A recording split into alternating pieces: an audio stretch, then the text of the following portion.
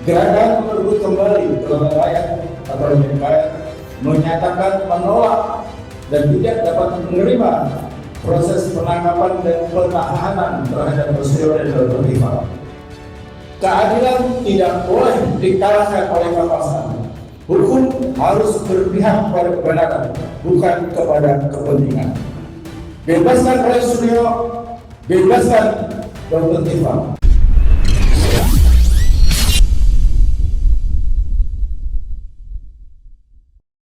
Assalamualaikum warahmatullahi wabarakatuh.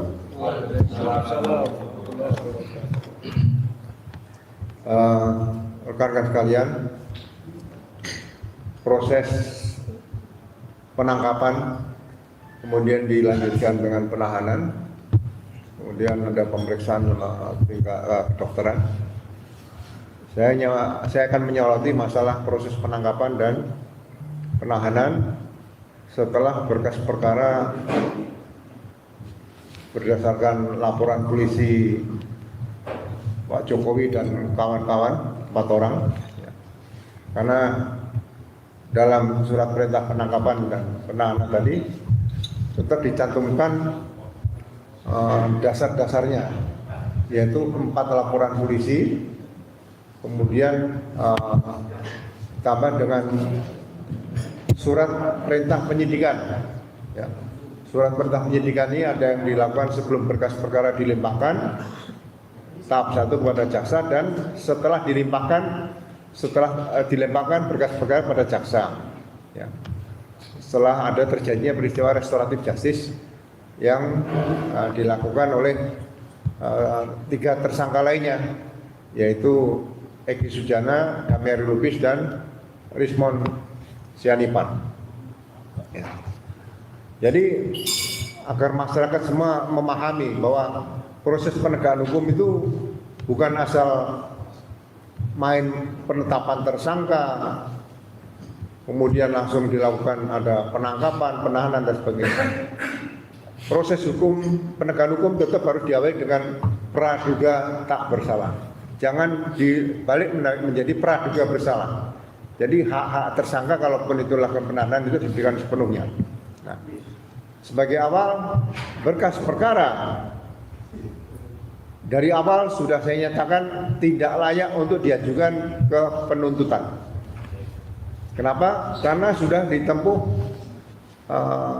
restoratif justice atau keadilan restoratif berdasarkan pasal 79, 80, 81, 82, 83, dan 84 Hukum Acara Pidana yang baru. Kalau mereka menyatakan berdasarkan Hukum Acara Pidana yang lama, Undang-Undang 8 tahun 81, berarti mereka menggunakan dasarnya adalah Peraturan Kepolisian Nomor 8 tahun 2021. Apapun bentuk restoratif justice akan bermuara nanti di surat perintah penghentian penyidikan. Nah, surat perintah penghentian penyidikan berarti laporan polisi sudah dinyatakan selesai, peristiwanya sudah dianggap tidak ada. Jadi apa yang mau diajukan lagi berkas perkaranya? Walaupun yang dihentikan dalam proses penghentian penyidikan hanya 3 orang. Ya ini karena kesalahan dari awal. Kesalahan dari awal banyak. Ya. Laporan polisi tidak pidana umum dan tidak pidana khusus, Undang-Undang ITE dan Undang-Undang KUHP digabung jadi satu. Itu menurut pasal 63 KUHP yang lama itu sudah menyalahi aturan, ada lex specialis juga lex generalis. Harusnya ditangani tidak pidana khusus. Tapi penanganan undang-undang tidak pidana khusus berkaitan ITE, informasi transaksi elektronik, sudah dijelaskan oleh Profesor Hendy, itu tidak bisa masuk. Karena ada kejahatan yang menggunakan komputer dan kejahatan yang berhubungan dengan komputer yang dilakukan untuk melakukan kejahatan, dan ada kejahatan yang berhubungan dengan komputer, itu berbeda. Ya, saya tidak mau kembali ke sana. Nah, berkas perkara karena sudah dilakukan RJ berarti tidak bisa mengajukan penuntutan. Nah, tapi tetap dipaksakan berkas perkara dilimpahkan kepada kejaksaan tahap pertama. Dalam proses pelimpahan berarti berkas perkara sudah dinyatakan cukup lengkap oleh penyidik. Bukan penuntut umum, bukan jaksa peneliti. Nah, pada saat dikirim ke jaksa berarti ada proses bolak-baliknya perkara. Berarti antara jaksa peneliti dan penyidik. Nah, apabila jaksa peneliti menyatakan berkas perkara sudah lengkap, pernyataan pendapat ya oleh pengendali perkara. Pengendali perkara adalah kejaksaan. Sesuai dengan Pedoman Kejaksaan Republik Indonesia bab 3 nomor 40. Nah, apabila pengendali perkara di sini ya, kalau berkas perkara dari Badan Reserse Kriminal Polri atau Mabes Polri, itu pengendali perkaranya adalah direktur pada Kejaksaan Agung. Apakah itu Jampidum, Jampidsus. Ya. Tapi kalau hubungan koordinasi penyidik Polda dengan Kejaksaan Tinggi di provinsi, itu pengendali perkara adalah Aspidum, Asisten Tindak Pidana Umum di Kejaksaan Tinggi. Demikian juga di tingkat Polres, itu dengan Kejaksaan Negeri setempat. Nah, apabila semua pengendali perkara level manapun, jadi yang saya soroti adalah antara Polda Metro dengan Kejaksaan Tinggi DKI Jakarta. Pengendali perkara di Kejaksaan Tinggi DKI Jakarta menyatakan pendapat bahwa berkas perkara sudah lengkap, akan dilengkapi dengan rencana dakwaan,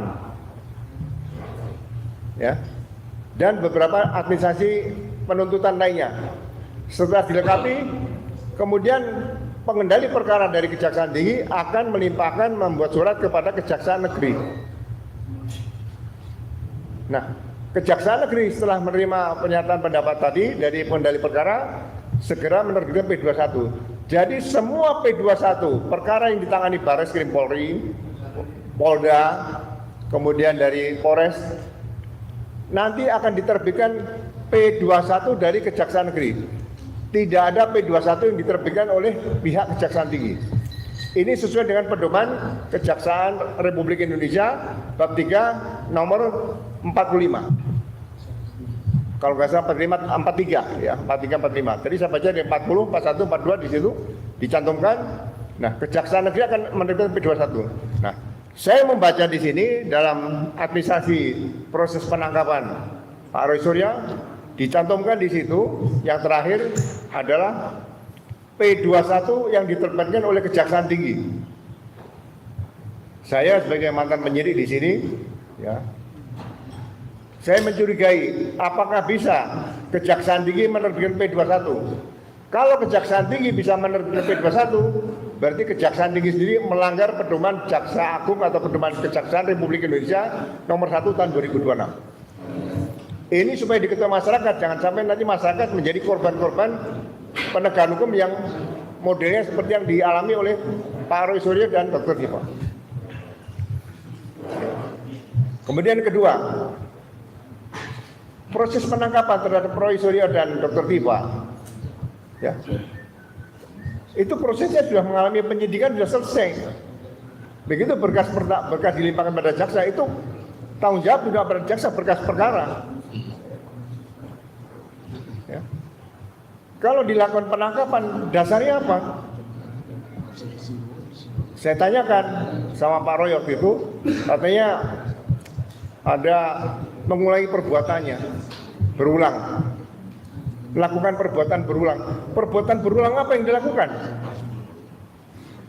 Proses pencemaran nama dan pita saja itu masih praduga tak bersalah. Kenapa dianggap praduga bersalah? Penyidik tidak bisa menggunakan azas praduga bersalah terhadap setiap tersangka ataupun terdakwa di pengadilan. Ya. Jadi itu alasan yang dicari-cari. Dan tidak ada alasan penangkapan atau penahanan yang berkaitan dengan P21. Tidak ada. Alasan penahanan dari awal itu waktu saat penyidikan awal, bukan saat P21 mau diserahkan ditangkap. Itu tidak ada aturannya di hukum acara pidana. Ya, itu berarti saya katakan ini penyakit lama yang masih digunakan oleh para oknum penyidik. Ya. Saya katakan oknum penyidik. Masih banyak penyidik yang hebat yang handal di Kepolisian Republik Indonesia. Ya. Saya kemarin ketemu dengan dua penyidik di situ, perwira pertama, ya. Asal saya tanyakan dasar hukumnya apa nih? Pokoknya ada.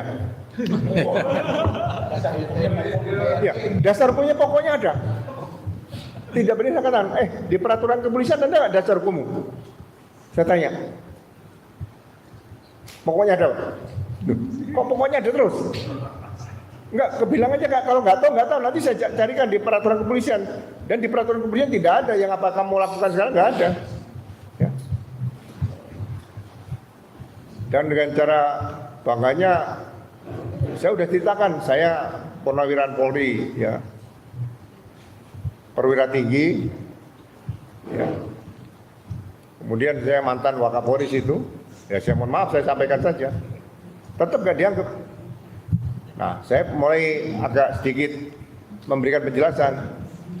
Selama saya menjadi anggota Polri sampai setelah saya purna bakti di Polri, ya kan? Walaupun belum selesai purna bakti saya, nanti kalau sudah saya meninggal dunia baru selesai. Ya. Saya selalu menggunakan nurani Jenderal Sugeng.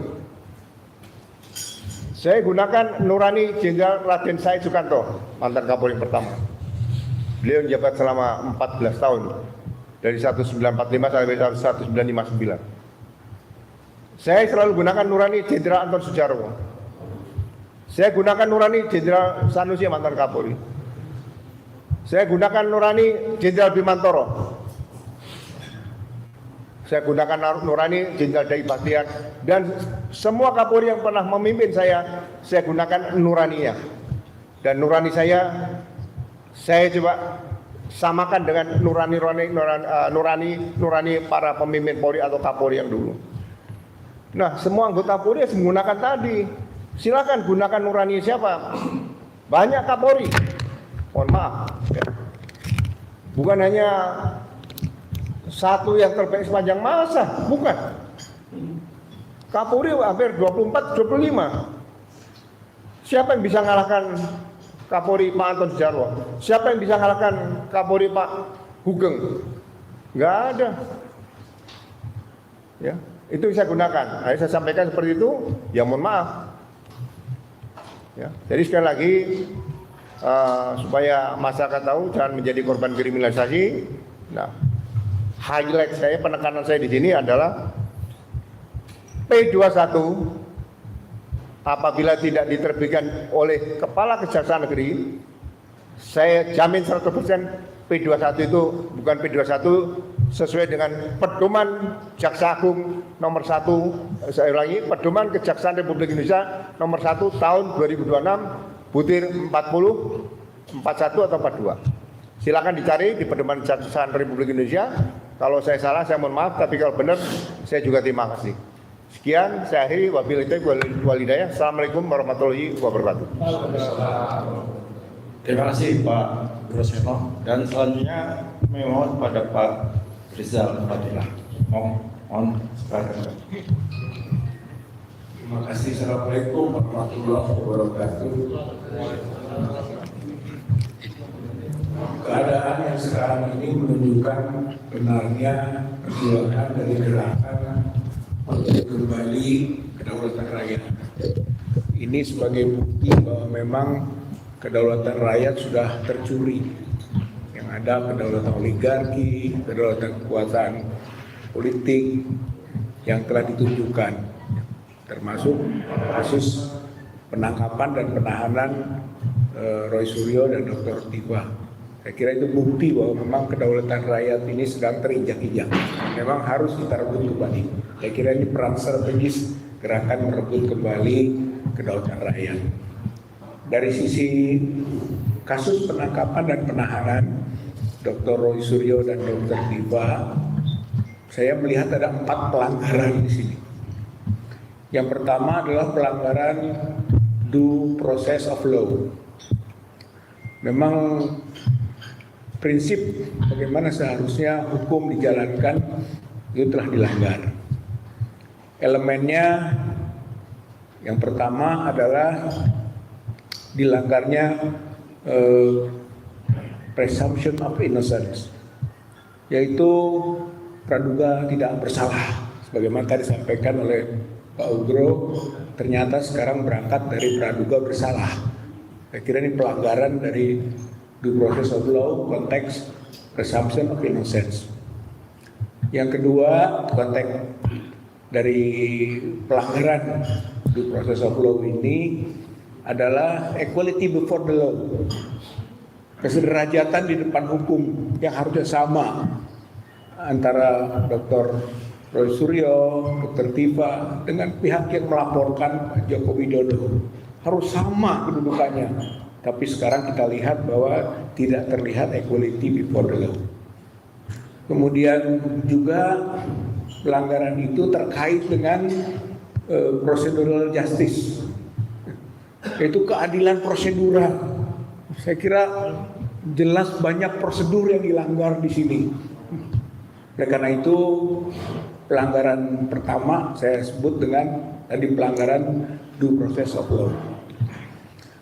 Yang kedua adalah pelanggaran hak asasi manusia. Apa yang dilakukan dengan pola penangkapan yang sebetulnya walaupun tidak bisa kita benarkan tapi mengarah kepada penahanan yang melalui mungkin pemanggilan dahulu ya, untuk ditindaklanjuti, tapi ternyata tidak, main tangkap saja, itu pelanggaran HAM itu. Apalagi kita lihat juga bagaimana cara-cara penangkapannya. Itu melanggar HAM, melanggar prinsip Pancasila, kemanusiaan yang adil dan beradab. Sudah jelas tidak adil, tidak beradab juga ini. Jadi itu pelanggaran ideologi itu, atau konteksnya yang derivasinya ke hak asasi manusia. Bahkan hak asasi manusia yang universal, High Commissioner of Human Rights pernah menghukum Indonesia, menetapkan Indonesia sebagai pelanggar HAM. Pelanggaran HAM itu ternyata juga dari peran Jokowi. Jokowi yang cawe-cawe dalam urusan yang ketika dia sudah tidak menjadi presiden lagi. Maka di situ diklasifikasikan pelanggaran HAM menurut High Commissioner of Human Rights yang berkedudukan di Jenewa dan perwakilan di New York. Bahkan oleh karena itu, atas pelanggaran yang dilakukan terhadap Dr. Roy Suryo dan Dr. Tifa, kita bisa segera juga mengadukan kepada tingkat komisioner internasional itu, High Commissioner of Human Rights. Laporkan ini, karena ini pelanggaran HAM. Pelanggaran HAM universal, juga pelanggaran HAM yang memang diatur di dalam aturan-aturan nasional kita. Itu yang kedua pelanggarannya.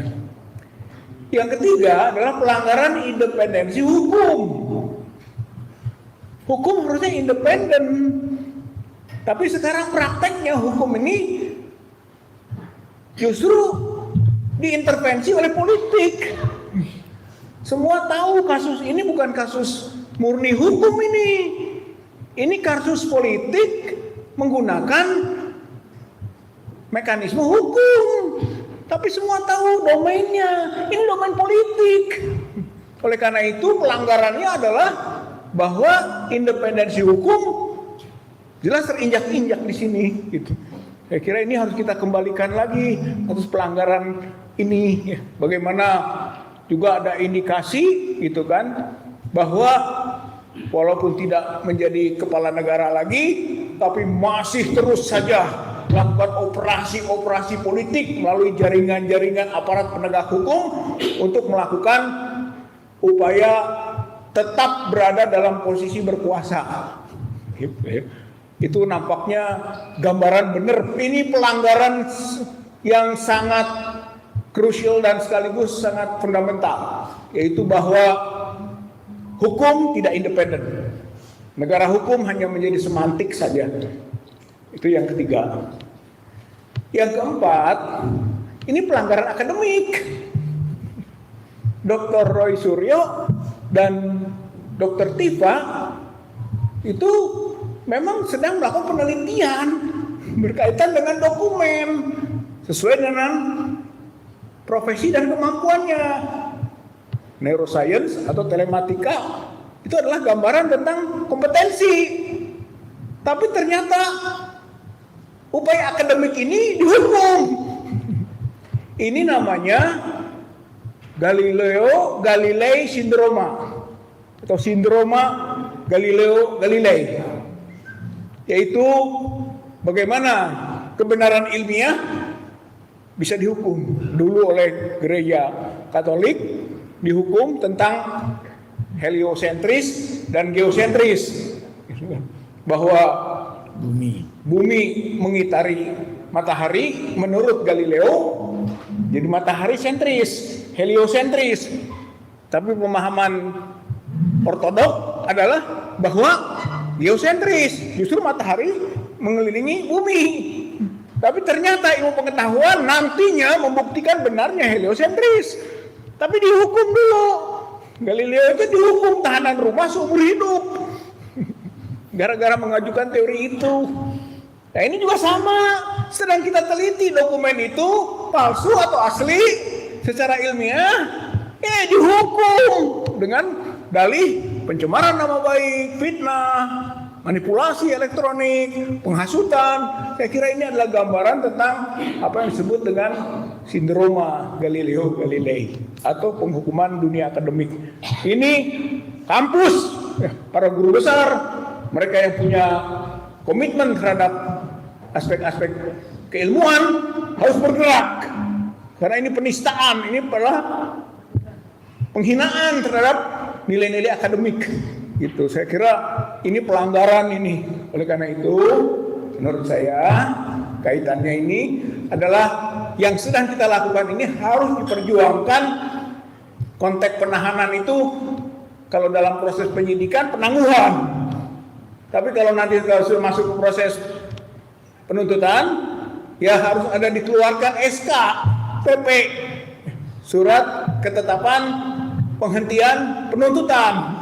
Gitu. Jadi harus diselesaikan ini, gitu, dan tidak layak untuk sampai kepada proses pendakwaan dan seterusnya.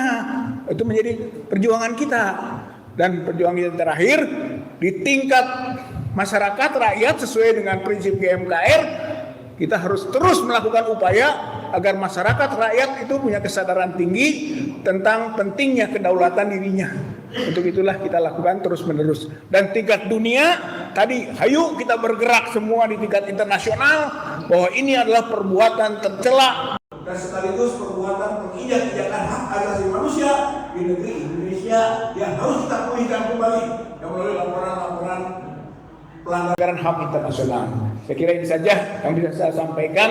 Intinya adalah konsolidasi kebersamaan masyarakat rakyat bersama GMKR itu menjadi kekuatan strategis untuk membangun kembali kedaulatan negeri ini sesuai dengan konstitusi, ideologi, dan tentu aturan perundang-undangan yang ada. Terima kasih. Assalamualaikum warahmatullahi wabarakatuh. Assalamualaikum warahmatullahi wabarakatuh. Waalaikumsalam. Alhamdulillahirrahmanirrahim. Allahumma salli ala Sayyidina Muhammad. Kita memang harus gerak cepat untuk membuat acara konferensi pers pada hari ini. Jadi mohon maaf kalau karena terburu-buru ada hal-hal yang kurang memenuhi syarat. Jadi untuk itu kami mohon maaf dari GMKR. Tapi yang penting sebetulnya adalah ada dua hal pokok yang kita tuntut untuk segera dilakukan. Pertama, supaya teman kita itu segera dibebaskan. Kemudian kita minta juga supaya Pak Prabowo itu menunjukkan bahwa dialah yang menjadi pemimpin tertinggi Republik Indonesia. Dia sebagai presiden, ya. Jadi ini hal yang sangat mendasar sebagai pengantar dari apa yang akan saya sampaikan. Yang intinya sebetulnya kalau kita urut seperti tadi sudah disampaikan oleh Pak Ugro, Pak Rizal terutama, yang dilakukan pemerintah itu ya adalah pendekatan politik kekuasaan yang arogan dan semena-mena. Jadi aturan main, undang-undang, hukum itu diinjak-injak. Kemudian yang kedua, kita juga mencatat bahwa dengan pelanggaran ini maka kita bisa menyatakan wajah atau citra penegakan hukum pemerintah Pak Prabowo ini sudah dirusak. Jadi penanggung jawabnya atau yang dirusak oleh politik kekuasaan yang syarat tindakan kriminal oleh Polri ini itu sudah nyata-nyata akan merusak citra dan wajah penegakan hukum dari pemerintahan Pak Prabowo. Itu hal yang kedua. Kemudian yang ketiga, kita juga ingin menyatakan bahwa ternyata memang yang masih berkuasa itu siapa? Ya, kalau bisa misalnya Polri atau saya tidak tahu apakah, saya kira mungkin ini Polda ya. Polda yang bekerja begitu semena-mena, padahal ada misalnya Kapolda, ada Kapolri, ya kan, ada Presiden. Lalu Presiden yang sebenarnya itu di mana gitu? Ini kita ingin menyatakan bahwa ternyata memang yang masih berkuasa itu adalah Presiden Jokowi. Ya, ini kita bisa menilai seperti itu. Terserah kalau Pak Prabowo tidak melakukan. Nah, karena itu kita menuntut Pak Prabowo. Tadi saya sebutkan di awal, tunjukkanlah bahwa Pak Prabowo itu sebagai Presiden Republik Indonesia. Itu yang ketiga. Yang keempat, bagi Jokowi ini menyangkut kelangsungan hidup dinasti Jokowi. Ya, kalau ini sampai misalnya diselesaikan di pengadilan, maka bisa saja itu berakhir. Maka untuk itu harus diamputasi sejak awal. Nah, di sisi lain, kalau memang itu targetnya, teman kita ditangkap, nanti misalnya kasusnya oleh kejaksaan atau presiden itu di deponering, ya, atau dikasih gerasi atau abolisi oleh presiden seperti yang sudah diberikan kepada Tom Lembong abolisi, kemudian kepada Hasto itu amnesti, ya bisa saja seperti itu. Tapi kasusnya berakhir hanya di situ. Kemudian si pelaku kejahatan ijazah palsunya lolos, dinasinya berlanjut, teman kita itu oke, bisa lolos, tapi artinya kita tidak menyelesaikan pokok masalah. Jadi pokok masalahnya sebetulnya adalah bagaimana sebetulnya kasus kejahatan ijazah palsu Jokowi ini bisa sampai di pengadilan. Silakanlah teman kita ditahan, ditangkap, tapi proses pengadilan itu harus terjadi. Tapi kalau nanti presiden intervensi, ini diakhiri, lalu dapat gerasi abolisi atau apalah namanya, itu tidak kita inginkan. Ya, maka yang terakhir yang ingin saya sampaikan adalah bahwa kita mencatat bahwa Jokowi itu sudah, dan lewat kuasa hukumnya, dan kemarin juga sudah langsung diwawancarai oleh banyak media yang menyatakan dan selalu menantang-nantang, nanti akan saya buktikan ijazah saya di pengadilan. Tapi di sisi lain dia mengintervensi Mahkamah Agung atau sektor di kehakiman. Untuk apa? Untuk supaya pengadilan, pembuktian di pengadilan itu tidak pernah terjadi. Ya, jadi ini raja pembohong ini memang selalu begitu mengatakannya. Mungkin sudah berpuluh kali ya mereka menyatakan seperti itu, termasuk oleh lawyer-lawyernya. Nah, itulah sebabnya saya kira kita tidak akan berhenti di sini. Tuntutan tadi dua hal penting supaya ini dibebaskan, kemudian Pak Prabowo supaya bersikap tapi tidak untuk kepentingan dinasti Jokowi, tapi untuk kepentingan rakyat, ya. Kemudian kita minta supaya rakyat terus melakukan perlawanan agar pengadilan terhadap pembuktian, ya, pembuktian asli tidaknya Jokowi itu akan terus kita tuntut dan harus terjadi. Jangan sampai nanti dua kasus atau dua pihak ini pertama dibebaskan teman-teman kita, tapi kasusnya tidak dilanjutkan. Kita tidak mau itu. Kita mau teman kita segera dilepaskan, kemudian proses peradilan untuk membuktikan asli tidaknya ijazah Jokowi itu harus benar-benar terjadi.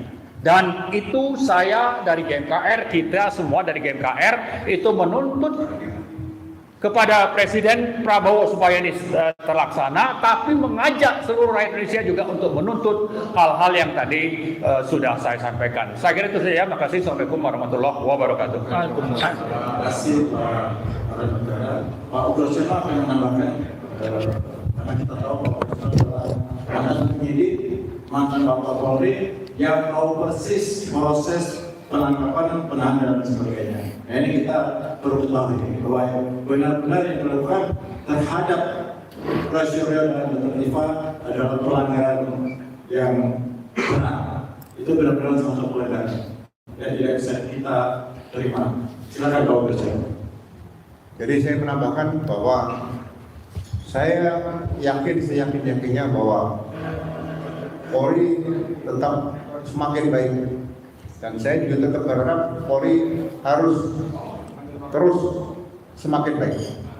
Tapi dalam peristiwa penangkapan yang dilakukan terhadap Pak Roy Suryo dan Dr. Diva, dalam proses penangkapan Pak Roy Suryo, saya sebagai mantan Kepala Divisi Propam Polri sangat-sangat sedih, sangat-sangat kecewa. Ya. Pimpinan penangkapan terhadap Pak Roy Suryo dipimpin oleh seorang Inspektur 1R, ya, memasuki rumah dengan cara-cara yang tidak semestinya dilakukan secara beretika. Roy Suryo ini sudah wajib lapor 7 bulan lebih tiap hari Senin. Kalau misalnya ada masalah akan adanya P21 atau masalah apa yang kira-kira berkaitan dengan supaya tidak banyak bicara, ya. Kenapa harus dilakukan surat perintah penangkapan? Penangkapan dilakukan terhadap Roy Suryo di kediaman. Roy Suryo mau ganti baju tidak diizinkan, mau ganti celana panjang tidak diizinkan, mau mandi tidak diizinkan, ya. Penasihat hukumnya seharusnya dihadirkan dan juga tidak diizinkan. Di seluruh dunia kalau seseorang mau ditangkap, ya kan, itu disilakan.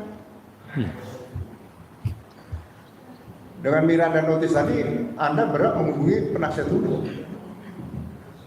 Roy Suryo bukan notaris. Seorang Inspektur 1, seorang perwira memasuki kamar istrinya Pak Roy Suryo, ibu-ibu seorang wanita. Apakah wanita Indonesia mau diam? Apakah itu yang diizinkan oleh Polri? Saya yakin peraturan kepolisian, peraturan Kapolri, peraturan apapun tidak ada yang mengatur bahwa silakan memasuki kamar istri seorang calon yang mau ditangkap seperti itu. Ini benar-benar melanggar etika profesi, dan saya berharap Propam Polri segera turun, Paminal bisa segera diturunkan. Ini untuk menjaga marwah Polri. Ya, jangan sampai seorang Inspektur 1 ini justru nanti akan mendapatkan kenaikan pangkat luar biasa. Bagi saya Inspektur 1 seperti ini, ya, ini pelanggaran etika profesi berat, dan ancaman hukumannya kalau bisa ya terberat adalah pemberhentian tidak dengan hormat. Memasuki kamar wanita, bagaimana kalau seorang wanita itu lagi tidur, lagi mandi? Ada mensrea apa di otaknya untuk memasuki kamar seorang wanita, seorang ibu-ibu? Ya. Gila. Ini yang saya sangat sedihkan, ya. Termasuk yang Dr. Diva. Kenapa harus dikepung dengan cara-cara seperti penangkapan teroris? Ya. Kan dihubungi baik-baik bisa, tiap hari Senin lapor. Bu, ini mau ada panggilan pemeriksaan dari sekian, kan bisa. Tidak harus sudah standby dalam mobil, kemudian mobil ditempel dari belakang, tidak bisa mundur, mau keluar dari parkiran di basement, di sampingnya juga dipepet, tidak bisa keluar. Ya, hal-hal seperti ini sebenarnya tidak perlu ditonjolkan lagi di tahun 2026. Mungkin kalau tahun 1945, 1944 masih boleh dilaksanakan, karena masih di bawah didikan Belanda dulu. Tapi saya rasa Belanda tidak mendidik seperti itu juga. Ya. Jadi saya sangat kecewa kelakuan oknum seperti Ibtu R ini perlu ditinjau kembali dan saya ya R ada namanya dan itu dikenal kan. Hah? Ya nanti kalau disebutkan nanti kalau saya diperiksa sama Paminal akan saya sebutkan. Coba?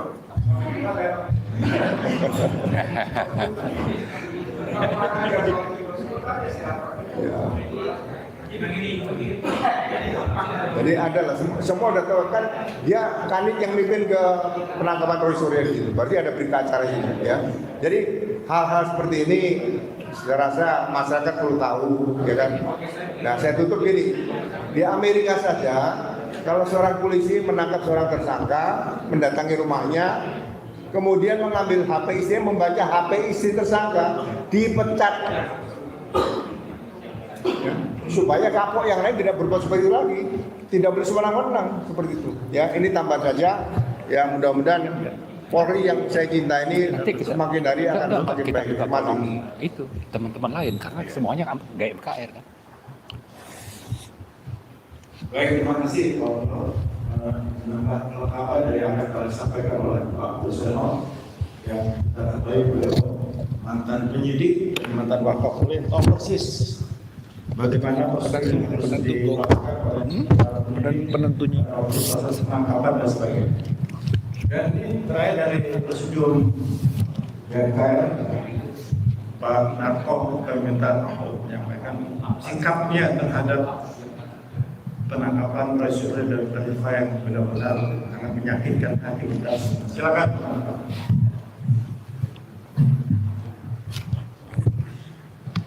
Assalamualaikum warahmatullahi wabarakatuh. Waalaikumsalam. Teman-teman dari GMKR yang saya hormati, Bapak, Ibu, dan rekan-rekan media yang saya hormati dan saya banggakan. Terima kasih saya diminta untuk berbicara. Tadi teman-teman dari GMKR sudah sangat lengkap menjelaskan secara prosedural, teknis dan teoritis berkaitan dengan penangkapan Roy Suryo dan Dr. Tipa. Cukup jelas. Saya mungkin akan menyampaikan hal yang sangat sederhana saja. Mudah-mudahan ini bisa memberikan informasi yang melengkapi kepada bapak-bapak, ibu-ibu, saudara-saudara sekalian sebangsa setanah air dari Sabang sampai Merauke. Yang pertama, saya langsung saja apa yang terakhir disampaikan oleh Komjen Pol Ugroseno. Bagaimana biadab, tak beradab, pengecutnya aparat bertindak terhadap warga negara yang belum jelas kesalahannya, yaitu Roy dan Tipa. Saya katakan ini pengecut dan biadab. Selama ini Roy dan Tipa tersangka, wajib lapor, dan semua ketentuan ditetapkan oleh penyidik, tidak pernah ada yang dilanggar, tak pernah dilanggar, kecuali dia melanggar. Toto kemarin ditangkap, disergap seperti seorang kriminal berat. Tadi sudah dijelaskan oleh Komjen Pol Ugro, sampai masuk kamar, ganti celana panjang aja nggak boleh. Bu Tipa, Dokter Tipa, ibu-ibu disergap seperti menyergap teroris. Ini saya sampaikan kepada Kapolri yang sekarang dikatakan sebagai Kapolri terbaik sepanjang masa. Yang ini nyampaikan Ketua Komisi 3 DPR kan, Habibur Rahman kan. Nah, sekarang bagaimana pertanggungjawabannya Kapolri terhadap ada anak buahnya yang seperti ini? Itu dulu yang saya sampaikan. Karena hal seperti ini saya dulu pernah juga ditangkap polisi, dikepung dengan mungkin lebih satu peleton terhadap seorang purnawirawan yang sudah nggak bersenjata, nggak apa-apa gitu kan. Saya geli juga ngeliatnya gitu, saya diam aja gitu. Tapi rupanya kali ini dilakukan lagi pada seorang ibu-ibu dan seorang warga negara yang sedang tidur gitu. Karena kebetulan saya ingat ini kebetulan kemarin katanya Kapolri yang sekarang menjabat ini si Listio Sigit mendapat predikat dari Ketua Komisi 3 yang membidangi hukum di DPR RI sebagai Kapolri terbaik sepanjang masa. Nah ini mau sindiran mau apa terserah sama si Sigit itu yang dengarnya. Nah kemudian kita kembali kepada topik. Kita semua warga negara harus tahu Roy Tipa CS menggugat ijazah Jokowi karena hasil penelitian dia menyimpulkan 99,99% palsu. Berarti bangsa Indonesia yang hampir 300 juta ini sudah lebih 10 tahun ditipu oleh manusia yang namanya Jokowi ini. Ini prinsip. Mau jadi pemimpin kok menipu. Penipu itu tidak akan ada bisa memberikan kebaikan. Nah, kemudian gugatan ini belum dibuktikan oleh manusia yang namanya Jokowi. Ini ijazah gua. Belum. Kemudian karena kekuatan kelompoknya, kekuatan duitnya Jokowi balik gugat kepada Roy CS bahwa Roy CS ini telah mencemarkan dan memfitnah nama baik. Nah, nalar kita yang masih bisa berpikir ini aneh gak ini? Ini kan pemutarbalikan. Konyolnya polisi nerima. Saya sampaikan ini kepada seluruh saudara-saudara sebangsa setanah air. Jangan main-main dengan ini. Kalau ini dibiarkan, nggak terlepas kita itu akan jadi korban atau saudara kita. Dari orang yang merasa kuat dan dari aparat yang khianat terhadap tugas pokoknya.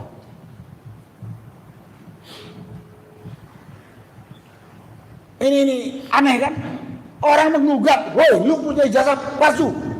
Dan ini orang yang dituduh oleh Roy ijazah palsu ini udah menipu bukan Roy doang. Roy itu sebetulnya mewakili kita. Menipu hampir 300 juta rakyat Indonesia. Tapi dengan kekuatan si Jokowi ini, tahu-tahu kemudian dia balik menggugat Roy.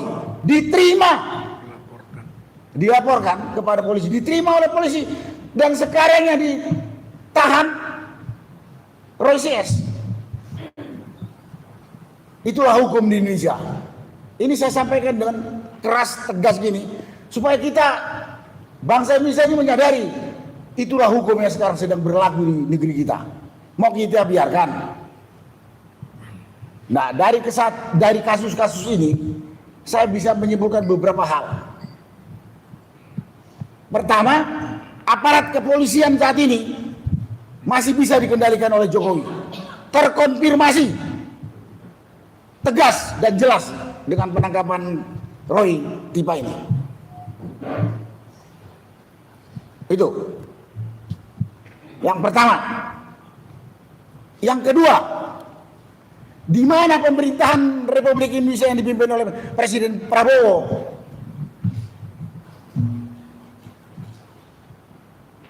Katanya dulu waktu kampanye, saya akan menegakkan hukum seadil-adilnya. Dan kita tahu hukum ini landasan atau pondasi berdirinya suatu negara dengan tegak, kuat, aman, damai, sejahtera. Ini kasat mata ini, sangat kasat mata. Di mana pemerintahan? Penyelenggara negara. Pertama yang saya sampaikan kepada pemerintah, pemegang otoritas operasional negara. Presiden dengan sekian puluh menteri, ditambah aparat-aparat kepolisian, TNI, kejaksaan, dan lain sebagainya. Ini kasat mata. Kriminalisasi atau penjoliman terhadap Roy CS ini kasat mata. Saya yakin orang buta juga kalau masih punya rasa, dia rasa itu. Itu yang saya sampaikan pada kesempatan ini. Yang ketiga, di mana anggota Dewan Perwakilan Rakyat yang kita selalu sindir ini Dewan Perwakilan Rakyat, terutama Komisi 3 yang membidangi masalah hukum.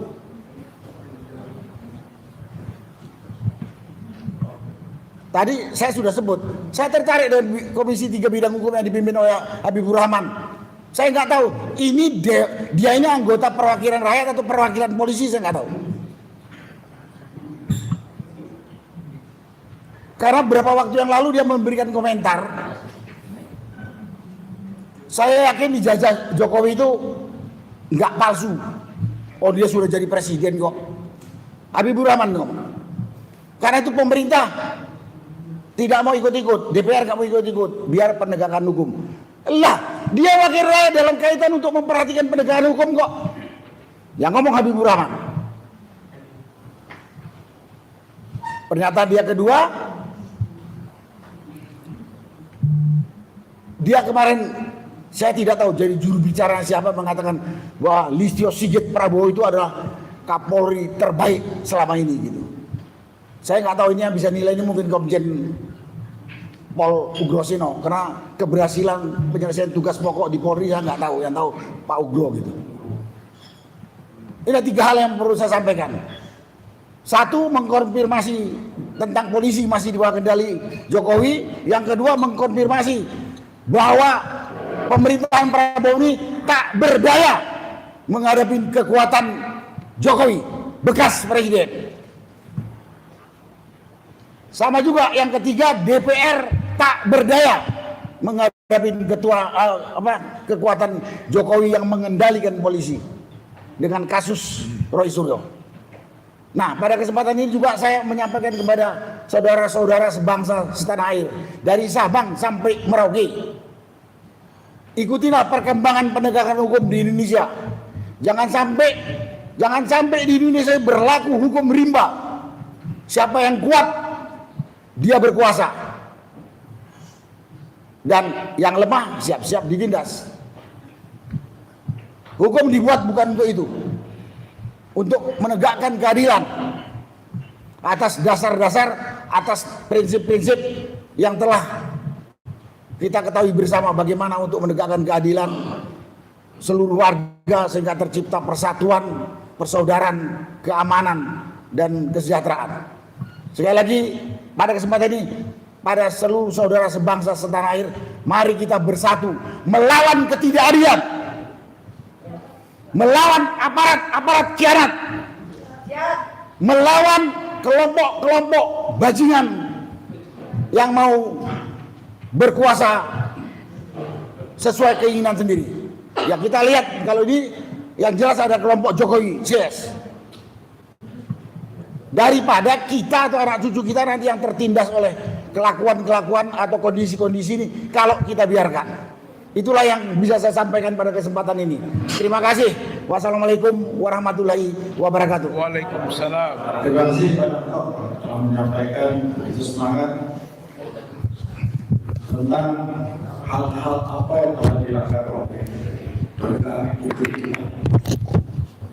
Jadi makin berkembang itu biasa. Jadi kalau pohon itu berbunga kan berwujud menjadi buah. Purnawiran itu tetap harus berbunga, satu saat berbuah yang baik sampai dia meninggal dunia. Jadi proses penangkapan dan penahanan Pak Roy Suryo ini sebetulnya berbeda dengan aturan yang diatur dalam hukum acara pidana, mulai dari pasal 89 yaitu upaya paksa, kemudian penetapan tersangka pasal 90, 91, 92 dan juga penahanan, ya. Jadi kalau perkara itu baru dilaporkan, kemudian baru diproses, ya, penyidik menemukan minimal 2 alat bukti, minimal, bukan maksimal ya, itu bisa menetapkan tersangka. Nah, setelah menetapkan tersangka, baru dilihat dipanggil 2 kali tidak hadir dan sebagainya, atau alasan-alasan formal material lah di situ sesuai dengan KUHP, ya. Dipanggil 2 kali berturut-turut tidak hadir, bisa dilakukan penangkapan. Lah, Pak Roy Suryo ini dan Dr. Timo sudah mulai proses penetapan tersangka diikuti. penahanan tidak ada malah diganti wajib lapor. Nah, pada saat penangkapan kemarin Pak Roy Suryo ini kan berkas perkara sudah ke pengadilan, sudah ke jaksa penuntut. Dan selama proses didampingi penasihat, seharusnya pada saat para penyidik akan menangkap Pak Roy Suryo, sampaikan baik-baik ke rumah. Pak, kami dari Polda mau menangkap Bapak, dasarnya ini. Silakan Bapak didampingi penasihat hukum. Ya, itu sangat-sangat sombongnya si kanitnya, kepala unitnya itu, Inspektur 1R tadi. Oh, tidak usah lagi. Ya. Termasuk waktu mau diperiksa kesehatan, didampingi penasihat hukum, tidak boleh. Nah, hal-hal seperti ini kan yang merusak citra kepolisian Republik Indonesia seperti itu. Ya. Jadi nanti kalau dikatakan surat perintah penangkapan itu juga diatur di sini di pasal berapa nih? Pasal 95. Ya kan? Ya, seperti Pak. RT. Harus diberikan kepada keluarga tersangka atau orang yang ditunjuk oleh tersangka atau ketua rukun warga, rukun tetangga. Sampaikan. Saya tanya Mas Roy kemarin, ada nggak surat ini? Nggak ada semua. Jadi model-model penangkapan seperti ini, saya supaya masyarakat melek hukum seperti itu. Kalau ada yang oknum polisi, ya, jadi saya katakan oknum, ya, melakukan hal-hal penangkapan dengan cara-cara yang di luar yang diatur dalam hukum acara pidana, ya, segera dilaporkan ke Propam. Jadi nanti orang akan bertanya, loh Pak, apakah seorang tersangka mau ditangkap itu harus ada penasihat? Nah, kalau itu proses awal tidak perlu dulu. Nanti setelah tertangkap akan diperiksa, diberikan hak-haknya, dibacakan. Anda bisa didampingi penasihat hukum dan sebagainya. Tetapi kalau berkas-berkas sudah dilimpahkan, itu sudah ada penasihat hukumnya. Jadi kalau mau ditangkap lagi, itu harus diberikan penasihat hukum. Kalau melarang penasihat hukum mendampingi, ya itu udah kaprah salah, bukan salah kaprah gitu, seperti itu. Ya. Jadi terima kasih pada masyarakat, saya masih ada waktu untuk bisa memberikan edukasi seperti ini sehingga tidak perlu lagi harus kursus hukum acara pidana ke perguruan tinggi dimanapun. Melalui forum seperti ini juga memberikan wawasan ilmu tentang hukum acara pidana yang sangat bagus. Terima kasih Pak. Baik, terima kasih Pak Presino. Melengkapi lagi penjelasan beliau yang sudah sampaikan sebelumnya.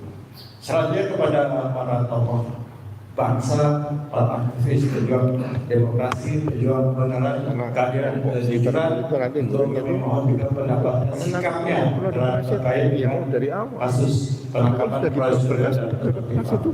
Kepada Pak Dwi Cahyo yang bahwa beliau adalah mantan hakim agung yang sudah 12 tahun, saya kira berkecimpung sebagai agung ad hoc. Mereka sudah seenaknya. Kami mohon juga pernyataan sikap beliau. Saya kira supaya ini tidak dipindah-pindah, mohon yang mau bicara sini saja. Pak Dwi, biar tidak dipindah. Biar ini nggak dipindah. Jangan sampai.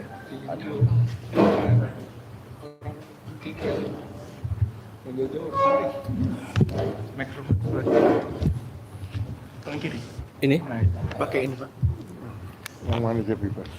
Agak dekat. Bismillahirrahmanirrahim. Assalamualaikum warahmatullahi wabarakatuh. Waalaikumsalam. Alhamdulillah hari ini kita berkumpul kembali bisa memberikan satu edukasi terhadap masyarakat, tentunya supaya masyarakat juga melihat proses hukum Mas Roy dan Dr. Tifa itu seperti apa nantinya. Edukasi ini saya anggap perlu sekali dan sangat penting untuk diketahui oleh masyarakat. Tadi Pak Ugro sudah menyampaikan hal-hal mulai dari proses penangkapan ya, sampai mungkin pada malam itu dibawa ke Rumah Sakit Kramat Jati untuk pemeriksaan kesehatan. Saya akan bicara soal nanti ketika terjadi satu kelanjutan di dalam proses peradilan pidana. di dalam proses peradilan pidana nanti, setelah dinyatakan ini sudah lengkap, kemudian akan ada sidang. Ya. Sidang itu tentu melibatkan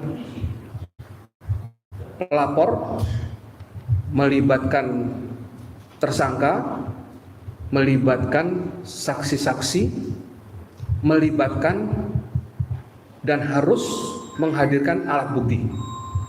Itu di dalam proses persidangan pidana.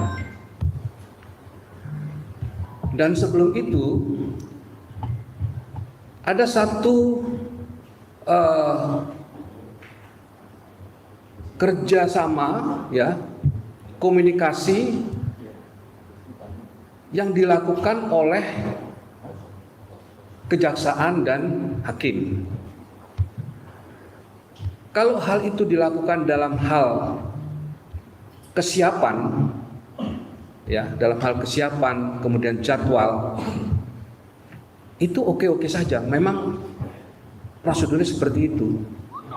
Tetapi ketika hubungan komunikasi ini diduga sudah ada satu rekayasa di mana antara penyidik, jaksa dan hakim, ya, sudah akan menentukan proses hukum ini nanti putusannya seperti apa, ini yang paling bahaya.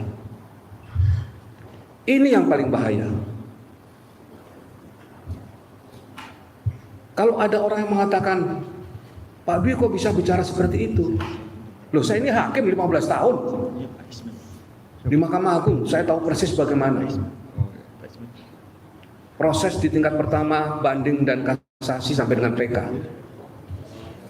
Ya, jadi kalau ada satu pesanan, nah ini yang saya sampaikan, ketika ada satu pesanan, maka proses hukum di peradilan pidana tidak lagi bisa murni.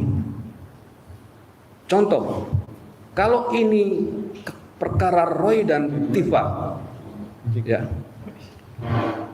ini sudah merupakan satu pesanan, maka saya sangat menduga, sangat amat menduga bahwa penyidik, jaksa dan hakim sudah melakukan komunikasi, dan nanti kita lihat bagaimana rekayasa di dalam putusan. Ini sangat berbahaya. Tetapi kalau ini berjalan normal, ya, artinya sesuai dengan tupoksi masing-masing, penyidik dengan tupoksinya, kemudian jaksa, hakim, maka proses peradilan ini akan berjalan dan menghasilkan putusan yang adil. Karena begini, seperti yang saya sampaikan tadi, di dalam proses peradilan pidana ini akan menghadirkan pelapor, saksi, tersangka, ya, kemudian alat bukti atau barang bukti. Nah, kalau kita bicara barang bukti, maka di dalam proses nanti hakim harus berani meminta untuk menghadirkan ijazahnya Jokowi. Jangan nanti, ini kasus pidana, barang bukti tidak boleh tidak hadir di dalam ruang sidang. Barang bukti tidak boleh tidak dihadirkan di dalam ruang sidang. Wajib harus dihadirkan di dalam ruang sidang. Jadi ketika nanti hakim atau nanti barang bukti tidak bisa dihadirkan, kemudian putusan akhir daripada proses pidana tingkat pertama menghukum Roy Suryo dan Dr. Tifa, maka ini sudah nggak benar. Kadang memang hakim di tingkat pertama ini itu melempar bola panas, masih ada upaya hukum banding, masih ada upaya hukum kasasi, masih ada upaya hukum PK. Tetapi dia sudah melakukan abuse of power di dalam memutus satu perkara. Majelis hakim jika tidak mempertimbangkan segala sesuatu yang menjadi pertimbangan, maka tidak akan menghasilkan putusan yang adil. Nah, kemudian ada satu hal yang perlu kita sikapi di dalam langkah hukum Mas Roy dan Dr. Tifa. Tapi ini ranahnya para PH-nya Mas Roy dan Dr. Tifa tentunya ya. Jika memungkinkan, memang pra-peradilan yang harus kita tempuh. Ya. Tetapi kalau nanti ini berproses, ya, kalau ini nanti berproses, tetap harus dilakukan uji forensik terhadap ijazah yang dihadirkan di dalam persidangan. Itu harus ada minimal 2. Ya. Jadi bisa dari lembaga yang terpercaya, ya, terakreditasi untuk menguji ijazah Jokowi, tidak bisa hanya dari Labspor Polri, tidak bisa. Kalau hanya satu itu saja tidak bisa. Hakim wajib menolak. Saya katakan sekali lagi, hakim wajib menolak ketika hanya satu. Dan hakim harus berani menentukan bahwa harus dilakukan uji forensik oleh lembaga yang lain. Ya, jadi 3 kalau dengan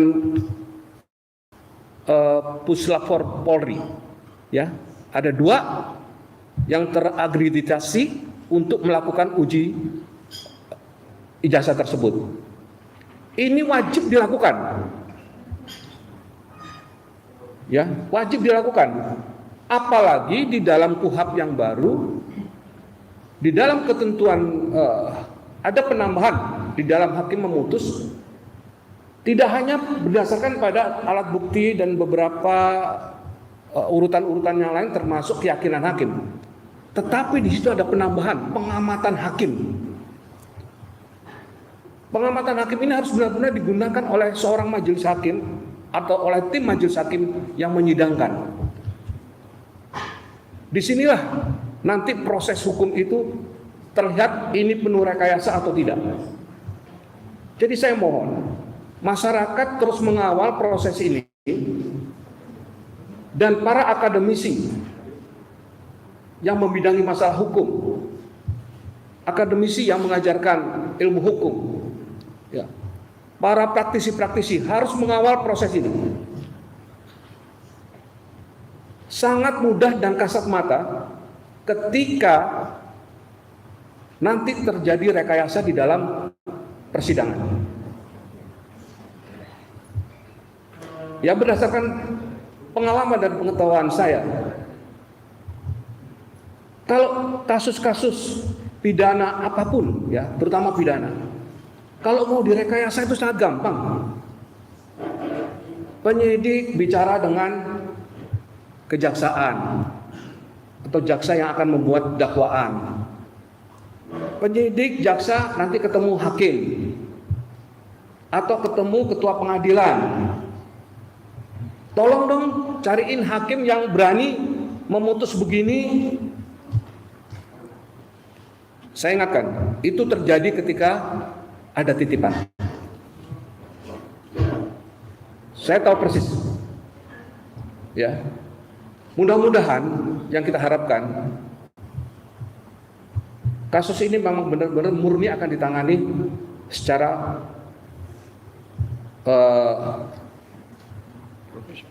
profesional, ya, ditangani secara profesional, dan hakim benar-benar mengikuti prosedur dan mempertimbangkan dakwaan-dakwaan dari jaksa, ya.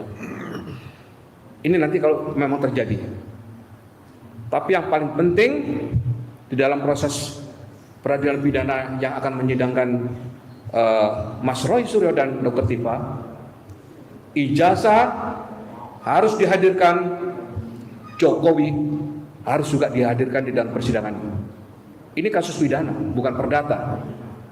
Perdata bisa aja nggak hadir, ya. Tapi di dalam kasus pidana ini wajib Pak Jokowi datang, wajib ijazah itu dihadirkan. Jadi sekali lagi untuk masyarakat saya menghimbau, mari kita ikuti proses peradilan ini. Demikian dari saya, terima kasih. Wassalamualaikum warahmatullahi wabarakatuh. Terima kasih Pak Adi Cahyo. Tadi melengkapi apa yang sudah disampaikan oleh Pak Gulseno, karena beliau juga pakar hukum. Selanjutnya kepada Pak Ismet Kaimon yang akan sikap untuk menambah pernyataan sikap dari teman-teman. Ke depan dengan hari biar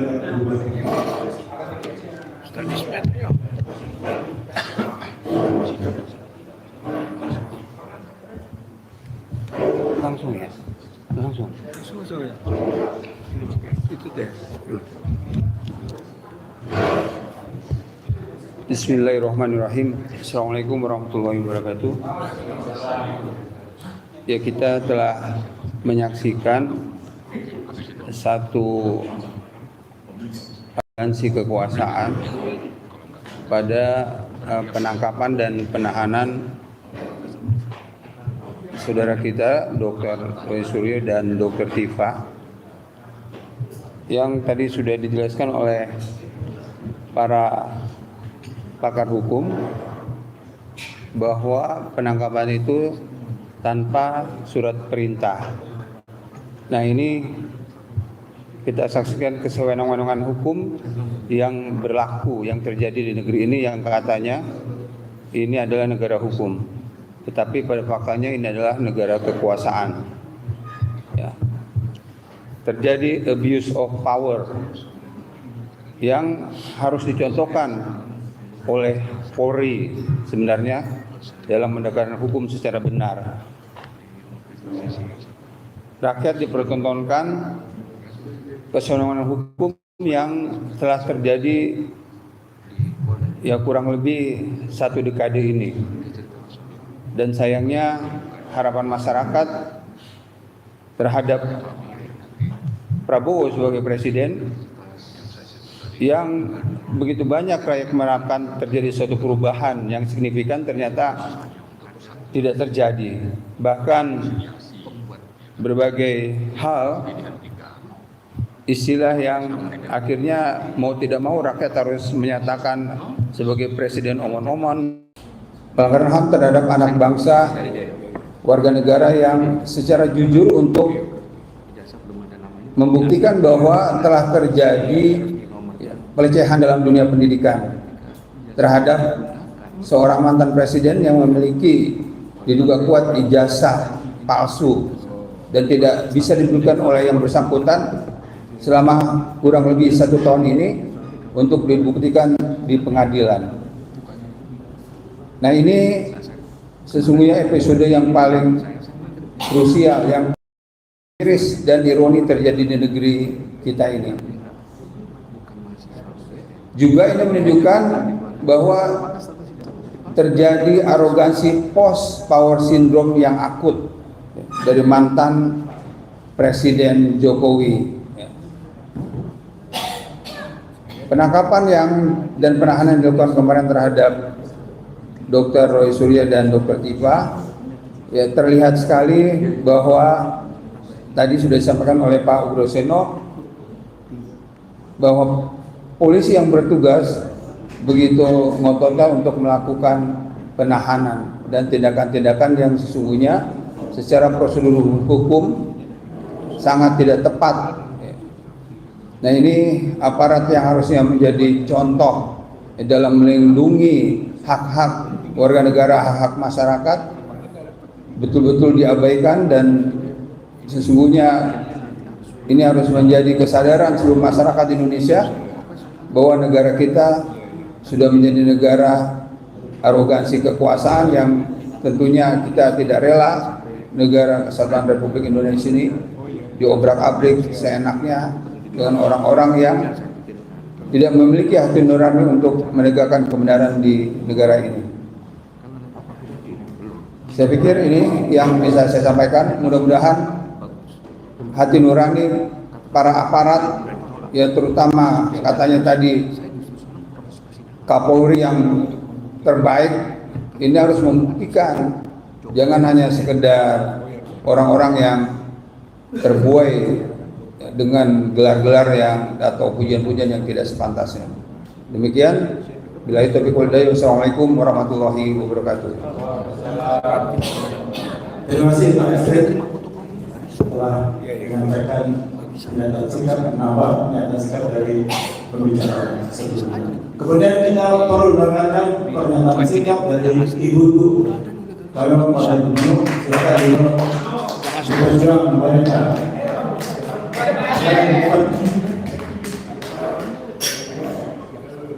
Dan tidak pernah absen.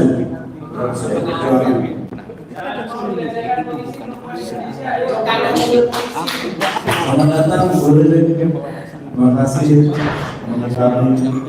Kami tetap berjuang untuk masalah Bu Lili.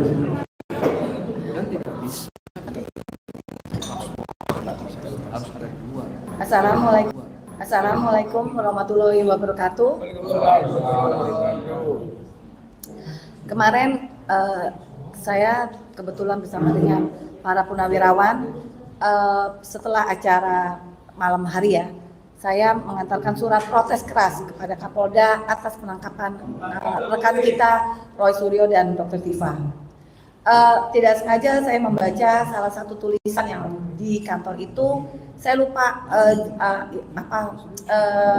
itunya apa ya, tapi intinya adalah yang Anda pakai para polisi itu dari atribut semua itu gunanya untuk melindungi rakyat.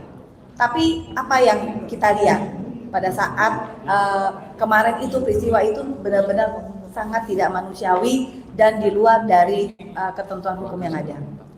Dan saya baru saja mendengar dari Pak Ugroseno bagaimana mereka memasuki kamar Pak Roy yang di situ ada Ibu Ririn, itu sama sekali melecehkan marwah sebagai perempuan. Kita tahu kamar itu adalah ruang privasi dan yang memasuki itu adalah seorang lelaki. Di mana tanggung jawab polisi, Kapolda, Kapolri dalam hal ini? Apakah memang itu dibetulkan, dibenarkan?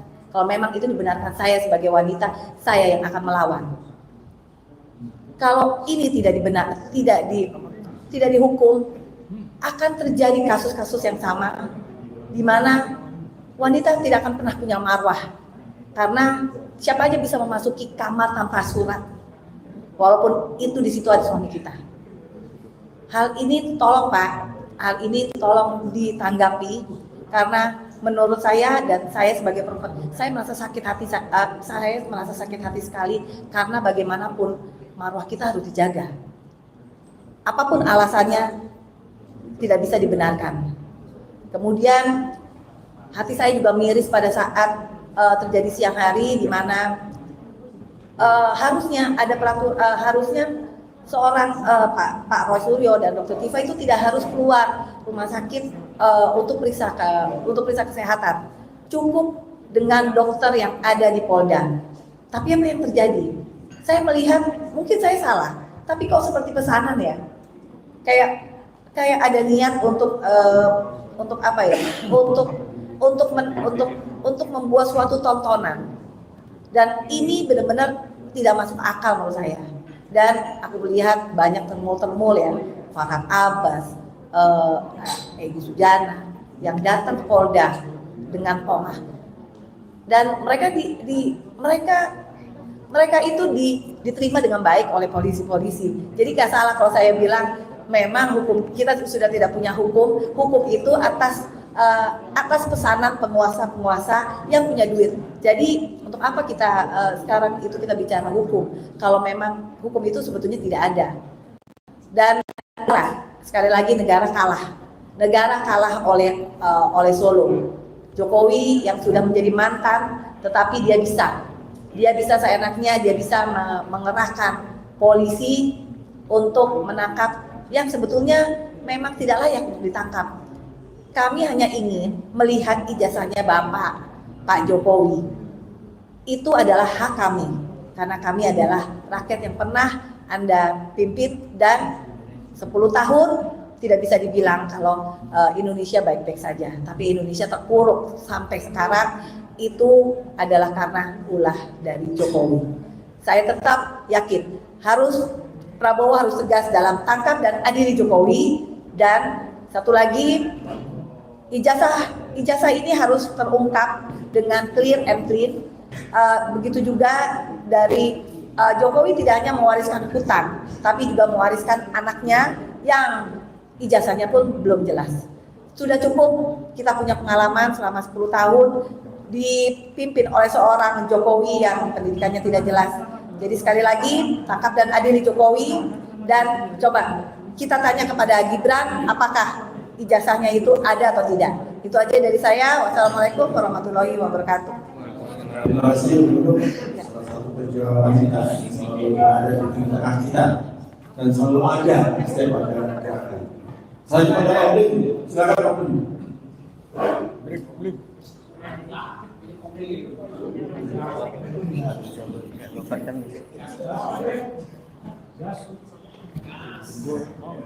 Assalamualaikum warahmatullahi wabarakatuh. Sahabat Satu Perjuangan, dengan penangkapan Roy Suryo dan Tifa kemarin, kita tidak boleh membacanya secara polos. Salah satunya perhatian bagi para GMKR dan FPPI. Salah satunya adalah kehadiran Roy Suryo di Bandung itu merupakan suatu momok. 4 kali.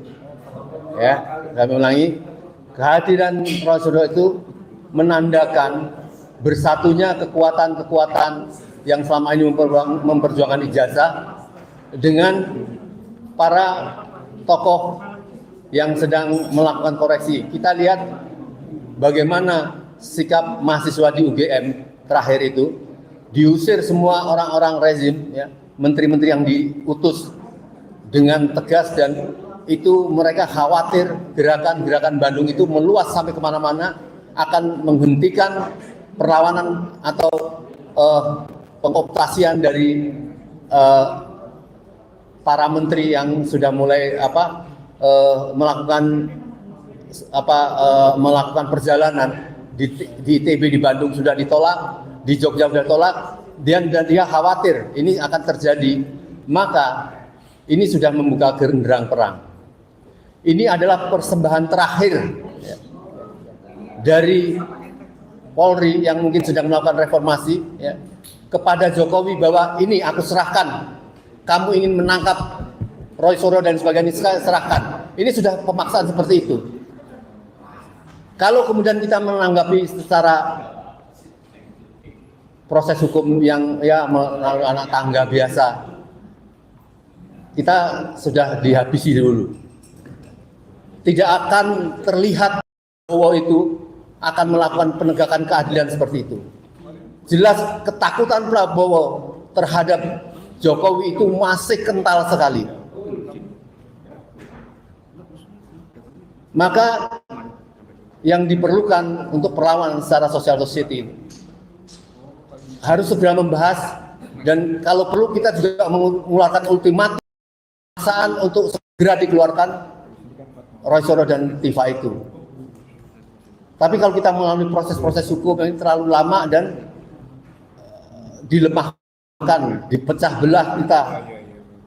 Ini mumpung kita masih punya kesempatan untuk menyusun barisan, untuk menegakkan kedzaliman, ya, kedzaliman kita lakukan dengan perlawanan, ini masih bisa.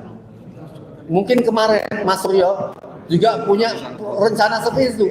Hari keberapa kita ini sekarang masih bicara seperti ini. Jangan-jangan 3-4 hari lagi kita sudah bisa bicara seperti ini.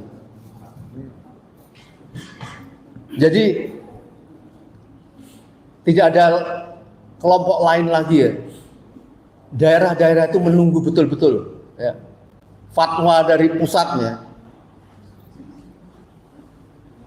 MKGR ini, bayangkan, GMKR saja, GMKR ini,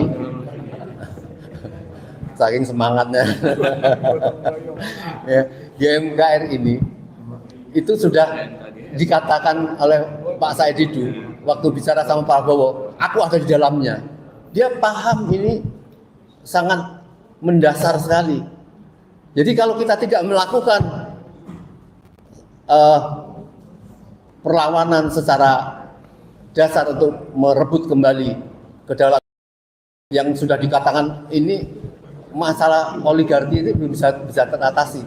Maka sekarang ini segera bukan untuk bereaksi menunggu apa tindakan mereka, tetapi kita harus segera, karena pertahanan yang hebat itu harus ada melawan. Kalau kita menunggu serangan, ya, udahlah, sikap Jokowi itu hanya melihat apakah Prabowo sedang mengamankan dia atau tidak, dan dia sudah curiga bahwa Prabowo sudah mulai sedikit-sedikit melipir gitu, maka Prabowo tidak berani. Coba bayangkan yang ditakutkan Pak Prabowo itu, kalau sampai Jokowi ngedan, ya, kemudian dia bicara ngomong, udahlah, kamu kemenangan presiden itu kami yang menguasai, polisi yang nyoblos itu semua sudah selesai.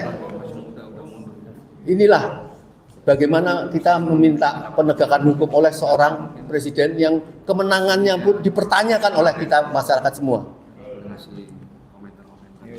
Jadi kalau kita masih menunggu kemudian ini diambil oleh, katakan, triumvirat misalnya, itu apakah proses pemilu itu sudah akan diperbaiki? Kan tidak. Tapi saya senang orang yang mengatakan kita harus mendukung Prabowo, karena kalau tidak yang naik adalah apa itu Gibran. Nggak masuk akal bagi kita. Apakah kita dan tidak melakukan perlawanan apabila itu kemudian ada penegakan si Gibran sampai diletakkan? Saya yakin iskariman mutsawidan, ya. Hidup mulia atau mati syahid. Inilah sumbangan kita kepada anak bangsa, anak cucu ke depan. Ya, kalau ibu-ibu Mbak Nunu kan selalu mengatakan, ini anak cucu kami. Saya kira itu. Assalamualaikum warahmatullahi wabarakatuh. Gerakan merebut kembali kedaulatan rakyat atau GMKR menyatakan menolak dan tidak dapat menerima proses penangkapan dan penahanan terhadap Susilo dan Dr. Tifa. Bagi GMKR, tindakan tersebut menimbulkan persepsi publik yang serius mengenai komitmen aparat penegak hukum terhadap prinsip-prinsip negara hukum, penghormatan hak asasi manusia, serta jaminan menyampaikan pendapat. GMKR menilai terdapat pertanyaan-pertanyaan mendasar mengenai proses hukum yang perlu dijawab secara terbuka dan akuntabel sesuai mekanisme hukum yang berlaku. GMKR berpandangan bahwa hukum tidak boleh digunakan sebagai instrumen untuk membungkam kritik, perbedaan pendapat, ataupun suara-suara yang menjalankan fungsi kontrol terhadap penyelenggaraan negara. Demokrasi hanya dapat hidup apabila setiap warga negara memperoleh hadapan hukum. Oleh karena itu, GMKR menyatakan sikap sebagai berikut. Pertama, mengecam dengan keras proses penangkapan dan penahanan terhadap Roy Suryo dan Dr. Tifa. Kedua, menuntut Polda Metro Jaya untuk segera membebaskan Roy Suryo dan Dr. Tifa dari penahanan, serta menjamin seluruh proses hukum berlangsung secara profesional, transparan, objektif, dan menghormati hak-hak setiap warga negara. Ketiga, menuntut seluruh aparat penegak hukum untuk menjaga independensi, menjunjung tinggi azas praduga tak bersalah, dan menghindari segala bentuk tindakan yang dapat dipersepsikan sebagai bentuk kriminalisasi terhadap kritik. Keempat, penegak hukum untuk terus melanjutkan proses peradilan terkait ijazah Jokowi, termasuk ijazah Gibran. tuntutan kami tetap adili Jokowi dan majukan Gibran. Kelima, mengajak seluruh elemen bangsa, tokoh masyarakat, para aktivis, pejuang demokrasi, akademisi, mahasiswa, organisasi masyarakat sipil, dan insan pers untuk bersama-sama mengawal tegaknya konstitusi, demokrasi, dan supremasi hukum di Indonesia. Keenam, GKR menegaskan bahwa perjuangan menegakkan kedaulatan dan keadilan tidak akan berhenti. Kami akan terus berdiri bersama seluruh rakyat Indonesia untuk melawan segala bentuk penyalahgunaan kewenangan, menolak kriminalisasi, dan mempertahankan hak-hak konstitusional warga negara. Keadilan tidak boleh dikalahkan oleh kekuasaan. Hukum harus berpihak kepada kebenaran, bukan kepada kepentingan. Bebaskan Roy Suryo, bebaskan Dr. Tifa. Selamatkan negara hukum, kedaulatan rakyat adalah amanat konstitusi. Jakarta, 20 Juni 2026, gerakan berburu kembali kedaulatan rakyat. Terima kasih. Wassalamualaikum warahmatullahi wabarakatuh.